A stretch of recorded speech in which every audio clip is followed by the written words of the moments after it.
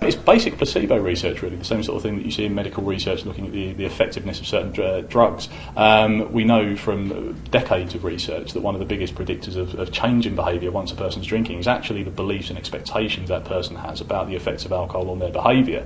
As a kind of a very obvious example that most people should be able to relate to is the fact that alcohol affects the same person in lots of different ways, depending upon the mood that they're in when they start drinking, the intentions they've got at the start of the night, and so on and so forth. Yeah, it's more realistic, and you don't notice a change, you don't notice it is research, and you are, in a sense, a guinea pig. Could be just doing what you normally do, but with someone's study.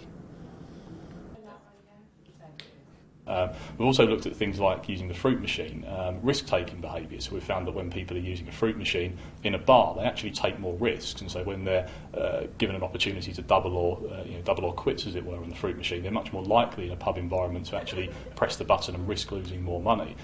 It sounds really great research to be involved in, and I'd love to look into it a bit more, and so I don't mind being part of that. Well, I think it looks like something really fun to do, and definitely better than a student union. And if it's a free drink, well, alcoholic or non-alcoholic, I will still definitely try it. Looks like fun. It feels like a real pub, so I'll definitely try it. But I mean, really what we're trying to do to some extent is to plug the gap in terms of the research methods that we have available to us, because a lot of the research that we do in labs is obviously extraordinarily unrealistic, because a person comes to a lab, they sit in a bar, they're given a certain amount of alcohol by a researcher, and it feels very odd. If you go out into the field and start to do research in pubs, which we have done, that's obviously much more realistic, but very difficult to control from a scientific perspective to get reliable, replicable findings. And so this facility is effectively something in between those two.